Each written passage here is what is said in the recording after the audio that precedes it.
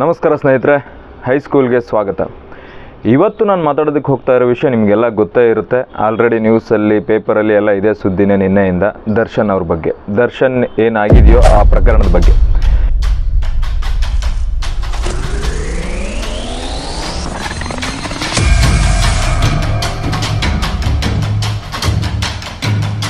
ಮೊದಲೇ ಹೇಳ್ಬಿಡ್ತೀನಿ, ನಾನು ಈ ಒಂದು ಪ್ರಕರಣದ ಪರ ಅಂದರೆ ಸತ್ತಿರೋ ವ್ಯಕ್ತಿಯ ಪರ ಮತ್ತು ದರ್ಶನ್ ವಿರುದ್ಧವಾಗಿ ಮಾತಾಡ್ತೀನಿ. ಯಾರು ದರ್ಶನ್ ಫ್ಯಾನ್ಗಳಿದ್ರೆ ದಯವಿಟ್ಟು ಅರ್ಥ ಮಾಡ್ಕೊಳ್ಳಿ. ಮೊದಲನೇದಾಗಿ ಹೇಳ್ಬಿಡ್ತೀನಿ, ನಾನು ಒಬ್ಬ ದರ್ಶನ್ ಫ್ಯಾನ್ ಆಗಿದ್ದೆ, ಇವತ್ತಿಂದ ಅಲ್ಲ. ಎರಡನೇದಾಗಿ ಫ್ಯಾನ್ಸ್ ಅಂತ ನೀವೇನು ದರ್ಶನ್ಗೆ ಸಪೋರ್ಟ್ ಮಾಡ್ತಾ ಇದ್ದೀರೋ, ದರ್ಶನ್ ಇವತ್ತು ಕೊಂದಿದ್ದಾರೆ ಅಂತ ಹೇಳಲಾಗ್ತಾ ಇದೆಯಲ್ಲ, ಆ ವ್ಯಕ್ತಿನೂ ಕೂಡ ದರ್ಶನ್ ಫ್ಯಾನೇ ಆಗಿದ್ದ. ಆದರೆ ವಿಜಯಲಕ್ಷ್ಮಿಯ ಪರ ಪವಿತ್ರ ಗೌಡನ ವಿರುದ್ಧ ಆಗಿದ್ದ. ಸೊ ಪವಿತ್ರ ಗೌಡ ಯಾರು ಅಂತ ನಿಮಗೆ ಗೊತ್ತಿದೆ. ಅದು ಒಂದು ಕಡೆ ಅಫೇರ್ ಅಂತ ಹೇಳ್ತಾರೆ, ಇನ್ನೊಂದು ಕಡೆ ಹೆಂಡತಿ ಅಂತ ಹೇಳ್ತಾರೆ, ಇನ್ನೊಂದು ಕಡೆ ಫ್ರೆಂಡ್ಸು ಅಂತ ಹೇಳ್ತಾರೆ. ಸೊ ಇದು ಯಾವುದೋ ಗೊತ್ತಿಲ್ಲ. ಬಟ್ ಈ ಒಂದು ವಿಷಯ ಹಲವಾರು ವರ್ಷಗಳಿಂದ ಚರ್ಚೆಯಲ್ಲಿದೆ. ಸೊ ಅದಕ್ಕೆ ತಕ್ಕಂಗೆ ಒಂದು ಫ್ಯಾಮಿಲಿನ ಹಾಳು ಮಾಡ್ತಾ ಇದ್ದಾಳೆ ಇವಳು ಪವಿತ್ರ ಗೌಡ ಅನ್ನೋಳು ಅಂತ ಆ ವ್ಯಕ್ತಿ ವಿಜಯಲಕ್ಷ್ಮಿಯ ಪರವಾಗಿ ದರ್ಶನ್ ಫ್ಯಾನು ರೆಗ್ಯುಲರ್ ಆಗಿ ಅವಳ ಒಂದು ಪೋಸ್ಟ್ಗೆ ನೆಗೆಟಿವ್ ಕಮೆಂಟ್ಸ್ನ ಆಗ್ತಾ ಹೋಗ್ತಾ ಇದ್ದ. ಸೊ ಹೀಗೆ ಒಬ್ಬ ಫ್ಯಾನ್, ತಂದೆ ಆದಂತಹ ಫ್ಯಾನ್, ದರ್ಶನ್ನ ಅಭಿಮಾನಿಯನ್ನೇ ಯಾವುದೋ ಒಂದು ಹೆಣ್ಣಿನ ಮಾತು ಕೇಳಿ ಇವತ್ತು ಕೊಲೆಗೈಲಾಗಿದೆ. ಸೊ ಹಾಗಾಗಿ ಅಭಿಮಾನಿಗಳು ಮೊದಲು ತಿಳ್ಕೊಳ್ಳಿ, ಕೊಂದಿರೋದು ಅಭಿಮಾನಿಯನ್ನೇ, ಇನ್ನೊಬ್ಬ ದರ್ಶನ್ನ ಅಪ್ಪಟ ಅಭಿಮಾನಿಯನ್ನೇ ಕೊಂದಿರೋದು. ಅದು ಯಾವುದೋ ಒಂದು ಹೆಣ್ಣಿನ ಮಾತನ್ನು ಕೇಳಿ. ಸೊ ಹಾಗಾಗಿ ಮೊದಲು ಈ ವಿಷಯನ ಅರ್ಥ ಮಾಡ್ಕೊಂಡು ಈ ವಿಡಿಯೋನ ನೋಡಿ. ಮೊದಲನೇದಾಗಿ ಈ ಸೋಷಿಯಲ್ ಮೀಡಿಯಾ ಅನ್ನೋದೇನಿದೆಯಲ್ಲ, ಇಲ್ಲಿಗೆ ಬರೋರು, ಇಲ್ಲಿಗೆ ಕಾಲಿಡೋರು, ನೆಗೆಟಿವ್ ಮತ್ತು ಪಾಸಿಟಿವ್ ಎರಡನ್ನೂ ಸಮನಾಗಿ ನೋಡೋರು ಬರಬೇಕು. ಯಾಕಂದರೆ ಇಲ್ಲಿ ಯಾವುದನ್ನು ಕೂಡ ವಿರೋಧ ಮತ್ತು ಪರ ಅನ್ನೋದು ಇರೋದಿಲ್ಲ. ಒಂದು ವಿಡಿಯೋ ಮಾಡಿಬಿಟ್ರೆ ನೀವು ಯಾರದೇ ವಿಡಿಯೋವನ್ನು ನೋಡಿ, ಸೋಷಿಯಲ್ ಮೀಡಿಯಾದಲ್ಲಿ ಯಾರದೇ ವಿಡಿಯೋನ ನೋಡಿ, ಯಾರದೇ ಒಂದು ಶಾರ್ಟ್ಸನ್ನು ನೋಡಿ, ಯಾವುದೇ ಒಂದು ಪೋಸ್ಟನ್ನು ನೋಡಿ, ಅದೆಲ್ಲದಕ್ಕೂ ಪರ ವಿರೋಧ ಚರ್ಚೆಗಳು ಆಗ್ತಾನೆ ಇರ್ತವೆ. ಸೊ ಸೋಷಿಯಲ್ ಮೀಡಿಯಾಗೆ ನೀವು ಬರ್ತಾ ಇದ್ದೀರಾ ಅಂದರೆ ಪರ ಮತ್ತು ವಿರೋಧ ಎರಡನ್ನೂ ಕೂಡ ನೀವು ಸರಿಸಮಾನವಾಗಿ ತಗೊಳ್ಳೋ ಮನಸ್ಥಿತಿ ಇದ್ದರೆ ಬರಬೇಕು, ಇಲ್ಲ ಅಂದರೆ ಬರೋದಕ್ಕೆ ಹೋಗಬಾರ್ದು. ಇವತ್ತಿನ ಸೋಷಿಯಲ್ ಮೀಡಿಯಾ ಬಿಚ್ಚಿದ್ದು ಹಾಕ್ತಾರೆ, ತೆಗೆದಿದ್ದು ಹಾಕ್ತಾರೆ, ತಿಂದಿದ್ದು ಹಾಕ್ತಾರೆ, ಉಂಡಿದ್ದು ಹಾಕ್ತಾರೆ, ಮಲಗಿದ್ದು ಹಾಕ್ತಾರೆ. ಸೊ ಇಷ್ಟೆಲ್ಲ ಹಾಕುವಂತಹ ಆ ಜನ ಮೊದಲು ಅರ್ಥ ಮಾಡ್ಕೋಬೇಕು. ಫಸ್ಟ್ ನಮ್ಮ ಪೋಸ್ಟ್ಗಳು ಡಿಗ್ನಿಫೈಡ್ ಆಗಿದ್ದಾವ, ನಾನು ಯಾವ ಥರದ ಪೋಸ್ಟ್ಗಳನ್ನು ಸೋಷಿಯಲ್ ಮೀಡಿಯಾದಲ್ಲಿ ಪೋಸ್ಟ್ ಮಾಡ್ತಾಯಿದ್ದೀನಿ, ಇದರಿಂದ ಸಮಾಜಕ್ಕೆ ಏನಾದರೂ ಅನುಕೂಲ ಇದೆಯಾ ಅನ್ನೋದನ್ನು, ಈ ಥರದೊಂದು ಡಿಗ್ನಿಫೈಡ್ ಪೋಸ್ಟ್ಗಳನ್ನು ಹಾಕಿದರೆ ಅಟ್ಲೀಸ್ಟ್ ಅವರಿಗೆ ಪಾಸಿಟಿವ್ ರೆಸ್ಪಾನ್ಸ್ಗಳು ಹೆಚ್ಚು ಬರ್ತಾ ಹೋಗ್ತವೆ. ನಿನ್ನ ಫೋಟೋ, ನಿಂದೇ ಮನೆ ಸಂಭ್ರಮ, ನಿಂದೇ ಏನೋ ಒಂದು ಪೋಸ್ಟು, ದಿನ ಅದನ್ನೇ ನೋಡ್ತಾ ಇರೋ ಜನಕ್ಕೆ ಏನೋ ಒಂದು ಹೇಳಬೇಕು ಅನಿಸುತ್ತೆ, ಅವ್ರು ಏನೋ ಒಂದು ಹೇಳ್ತಾರೆ. ಸೊ ಅದನ್ನು ಕೂಡ ನೀನು ಸರಿ ಸಮಾನವಾಗಿ ತೊಗೊಳ್ಳೋವಂಥ ಒಂದು ಮನಸ್ಥಿತಿ ನಿನ್ನಲ್ಲಿ ಇರಬೇಕು. ಇಲ್ಲ ಸೋಷಿಯಲ್ ಮೀಡಿಯಾಕ್ಕೆ ಬರೋಕ್ಕೆ ಹೋಗಬಾರ್ದು. That's all your choice. So ಹೀಗೆ ಪವಿತ್ರ ಗೌಡಳ ಚೈಲ್ಡಿಶ್ನೆಸ್ಸಿಂದ ಒಂದು ಬಲಿಯಾಗಿದೆ. ಅದಕ್ಕೆ ದರ್ಶನ್ ಅವರು ಕಾರಣರಾಗಿದ್ದಾರೆ. ಪರೋಕ್ಷನೋ ಪ್ರತ್ಯಕ್ಷನೋ ಅದು ಬೇಕಾಗಿಲ್ಲ. ಬಟ್ ಅವರ ಒಂದು ಮಾತುಗಳಿಲ್ಲದೇ ಇದು ಯಾವುದೂ ಆಗಿರೋಕ್ಕೆ ಸಾಧ್ಯ ಇಲ್ಲ ಅನ್ನೋದಷ್ಟೇ ನನ್ನ ಭಾವನೆ. ಇಲ್ಲಿವರೆಗೂ ನಾನು ತನಿಖಾ ವರದಿಗಳನ್ನು ನೋಡಿದ್ರ ಪ್ರಕಾರ ಇಲ್ಲೇನಾಗುತ್ತೆ, ಒಂದು ಪೋಸ್ಟ್, ಇವಳು ರೆಗ್ಯುಲರ್ ಆಗಿ ಒಂದು ಪೋಸ್ಟನ್ನು ಮಾಡ್ತಾ ಇರ್ತಾಳಂತೆ. ಅದಕ್ಕೆ ಆ ವ್ಯಕ್ತಿ ಈಗ ರೇಣುಕಾ ಸ್ವಾಮಿ ಅನ್ನೋ ವ್ಯಕ್ತಿ ಸತ್ತಿದಾನಲ್ಲ, ಅವನು ಇವಳ ವಿರುದ್ಧವಾಗಿ ಕೆಲವೊಂದು ಮೆಸೇಜ್ಗಳನ್ನು, ಅದರಲ್ಲೇ ಪೋಸ್ಟ್ಗೆ ಒಂದು ಕಮೆಂಟ್ಗಳನ್ನು ಹಾಕ್ತಾ ಹೋಗ್ತಿರ್ತಾನೆ. ಸೊ ಇದರಿಂದ ಬೇಸತ್ತಂತಹ ಪವಿತ್ರ ಗೌಡ ದರ್ಶನ್ಗೆ ಈ ವಿಷಯವನ್ನು ತಿಳಿಸ್ತಾಳಂತೆ. ಸೊ ಈ ಥರ ಒಬ್ಬ ವ್ಯಕ್ತಿ ನನಗೆ ರೆಗ್ಯುಲರ್ ಆಗಿ ಪೋಸ್ಟ್ ಮಾಡ್ತಾನೆ ಇದ್ದಾನೆ, ಅವನೇನೋ ನಿಮ್ಮ ಫ್ಯಾನ್ ಅಂತೆ ಅಂತ. ಸೊ ಅವಾಗ ದರ್ಶನ್ ಅವ್ರ ಹುಡುಗರುಗಳಿಗೆ ಹೇಳ್ತಾನೆ, ಅವ್ನು ಯಾರಪ್ಪ ಕರ್ಕೊಂಡು ಬಾ ಅಂತ. ಸೊ ಹಾಗಾಗಿ ಆ ಹುಡುಗ ಯಾರು ಅಂತಂದರೆ ಚಿತ್ರದುರ್ಗದವನು ಅಂತ ಗೊತ್ತಾಗುತ್ತೆ. ಚಿತ್ರದುರ್ಗದಲ್ಲಿರುವಂತಹ ದರ್ಶನ್ ಫ್ಯಾನ್ಸ್ ಅಸೋಸಿಯೇಷನ್ ಏನಿದೆಯಲ್ಲ, ಅದರ ಅಧ್ಯಕ್ಷನಿಗೆ ಆ ವಿಷಯ ತಿಳಿಸಿ ಅವನನ್ನು, ಅಂದರೆ ರೇಣುಕಾ ಸ್ವಾಮಿಯನ್ನು ಪತ್ತೆ ಹಚ್ಚಿ ಅವನು ಕೂಡ ದರ್ಶನ್ ಅಭಿಮಾನಿಗಳ ಸಂಘದಲ್ಲಿ ಒಬ್ಬ ಸದಸ್ಯ ಅಂತೆ. ಸೊ ಅದು ಇಮಿಡಿಯೇಟಾಗಿ ಗೊತ್ತಾಗಿ ಅವನನ್ನು ಬೇರೆ ರೀತಿ ಮನವೊಲಿಸಿ ಬೆಂಗಳೂರಿಗೆ ಕರ್ಕೊಂಬಂದಿದ್ದಾರೆ. ಇಲ್ಲಿ ದರ್ಶನ್ ಏನು ಬಾಡಿಗಾರ್ಡ್ಸು ಅಥವಾ ಅವರ ಒಂದು ಚೇಲಾಗಳೇನಿರ್ತಾರಲ್ಲ ಅವ್ರ ಕೈಗೆ ಅವನು ಒಪ್ಪಿಸಲಾಗಿದೆ. ಅವರೆಲ್ಲ ಹೊಡೆದು ಕೊಂದಿದ್ದಾರೆ. ಸೊ CDRನ ಪ್ರಕಾರ, ಅಂದರೆ ಒಂದು ಕಾಲ್ ಡೀಟೇಲ್ಸ್ ರಿಪೋರ್ಟ್ ಅಂತ ಬರುತ್ತಲ್ಲ, ಅದರ ಪ್ರಕಾರ ಹೇಳೋದಾದರೆ ದರ್ಶನ್ ಮತ್ತು ಪವಿತ್ರ ಗೌಡ ಕೂಡ ಆ ಒಂದು ಏನು ಕ್ರೈಮ್ ಆಯ್ತಲ್ಲ ಆ ಒಂದು ಸ್ಪಾಟಲ್ಲಿ ಇದ್ರು ಅಂತ ಕಾಲ್ ಡೀಟೇಲ್ಸ್ ಹೇಳ್ತಾ ಇದೆ. ಜೊತೆಗೆ ಕೆಲವಷ್ಟು CCTV ಫುಟೇಜಸ್ ಕೂಡ ಸಿಕ್ಕಿದೆ. ಅದು ಕೂಡ ದರ್ಶನ್ ಅವರ ಕಾರು ಮತ್ತು ಪವಿತ್ರ ಗೌಡ ಕಾರ್ಗಳು ಅಲ್ಲಿ ಮೂವ್ ಆಗಿರುವಂತಹ ಒಂದು ಬಲವಾದ ಸಾಕ್ಷ್ಯವನ್ನು ಕೂಡ ಕೊಡ್ತಾ ಇದೆ.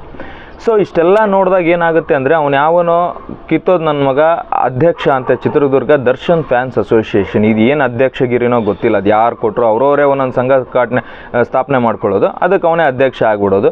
ಜೊತೆಗೆ ಒಬ್ಬ ಅಧ್ಯಕ್ಷನ ಕಾರ್ಯವ್ಯಾಪ್ತಿ ಏನಿರುತ್ತೆ, ಅದಂದ್ರೆ ಏನು, ಸದಸ್ಯರನ್ನು ಹೆಂಗೆ ನಡೆಸ್ಕೋಬೇಕು ಅನ್ನೋ ಮಿನಿಮಮ್ ಕಾಮನ್ ಸೆನ್ಸ್ ಇಲ್ಲದೆ ಇರೋನ್ನ ಅಧ್ಯಕ್ಷನನ್ನಾಗಿ ಅದು ಹೇಗೆ ಮಾಡಿದ್ರೋ ಗೊತ್ತಿಲ್ಲ. ಹೀಗೆ ಒಬ್ಬ ಅಧ್ಯಕ್ಷನ ಅವನ ಒಂದು ಸದಸ್ಯನನ್ನು ಕರ್ಕೊಂಡೋಗಿ ಇನ್ನೊಬ್ಬ ಯಾರಿಗೋ ಒಪ್ಪಿಸಿ ಅವರೆಲ್ಲ ಹೊಡೆದು ಕೊಂದಿರುವಂತಹ ಘಟನೆ ಇದು. ಅಷ್ಟೇ, ಇದು ದರ್ಶನ್ ಆಗಲಿ ಇನ್ನೊಬ್ಬರಾಗಲಿ ಇದಕ್ಕೆ ಸಂಬಂಧ ಇಲ್ಲ. ತಪ್ಪು ಅನ್ನೋದು ತಪ್ಪಷ್ಟೇ. ಫ್ಯಾನ್ಸ್ಗಳೇನಿದ್ದೀರಲ್ಲ, ಫ್ಯಾನ್ಸ್ಗಳು ಅಂದರೆ ಸಮಾಜ ಅನ್ನೋದು ಕೂಡ ಒಂದಿದೆ. ನೀವು ಯಾವುದೇ ಅಭಿಮಾನಿಯಾಗಿ ಸಮಾಜ ಅನ್ನೋದು ಕೂಡ ಒಂದಿದೆ. ಸಮಾಜದಲ್ಲಿ ಘಾತುಕ ಕೃತ್ಯಗಳು ನಡೀತಾ ಇರುವಾಗ ನಿಮ್ಮ ಅಭಿಮಾನವನ್ನು ಘಾತುಕ ಕೃತ್ಯಗಳ ಪರವಾಗಿ ನಿಲ್ಲಿಸ್ತಿರೋ ವಿರೋಧವಾಗಿ ನಿಲ್ಲಿಸ್ತಿರೋ ಅದನ್ನು ಮೊದಲು ಅರ್ಥ ಮಾಡ್ಕೊಳ್ಳಿ. ಯಾವತ್ತು ಒಂದು ಸಿದ್ಧಾಂತ ಅನ್ನೋದಿರಬೇಕು. ಯಾವುದೇ ಅಭಿಮಾನಿಯಾಗಲಿ ಒಂದು ಸಿದ್ಧಾಂತ ಅನ್ನೋದಿರಬೇಕು. ಆ ಸಿದ್ಧಾಂತದ ಮೇಲೆ ಕೆಲಸ ಮಾಡಬೇಕು. ಸಿದ್ಧಾಂತ ಅಂದರೆ ಹೆಂಗಿರುತ್ತೆ ಅಂದರೆ ವ್ಯಕ್ತಿಗತವಾಗಿ ಅದು ಬದಲಾಗ್ತಾ ಹೋಗಲ್ಲ.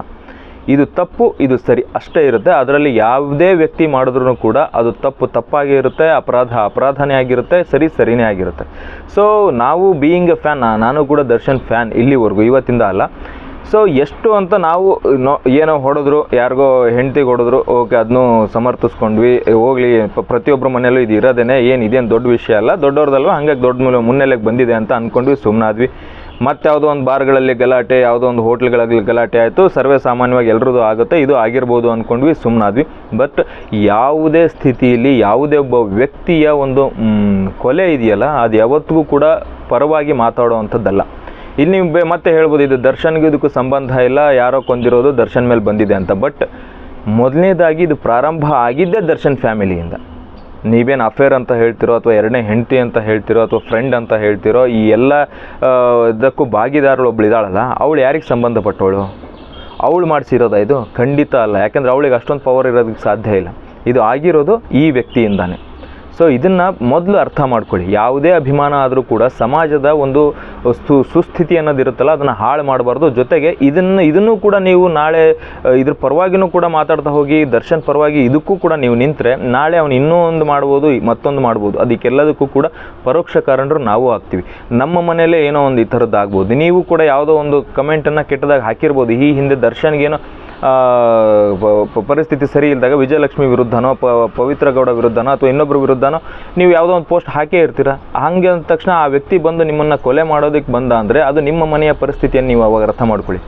ಒಬ್ಬ ವ್ಯಕ್ತಿ ಕೊಲೆ ಆಗಿದ್ದಾನೆ ಅಂದರೆ ಅದು ಕೇವಲ ಆ ವ್ಯಕ್ತಿಗೆ ಮಾತ್ರ ಸಂಬಂಧಪಟ್ಟಿರೋದಲ್ಲ, ಅವನ ಇಡೀ ಫ್ಯಾಮಿಲಿ ಬರ್ಬಾದಾಗಿರುತ್ತೆ ಅಂತ ಅರ್ಥ. ಗೊತ್ತಿಲ್ಲ ಅವನು ಆ ಫ್ಯಾಮಿಲಿಗೆ ಎಷ್ಟು ದೊಡ್ಡ ಪಿಲ್ಲರ್ ಆಗಿದ್ನೋ ಗೊತ್ತಿಲ್ಲ.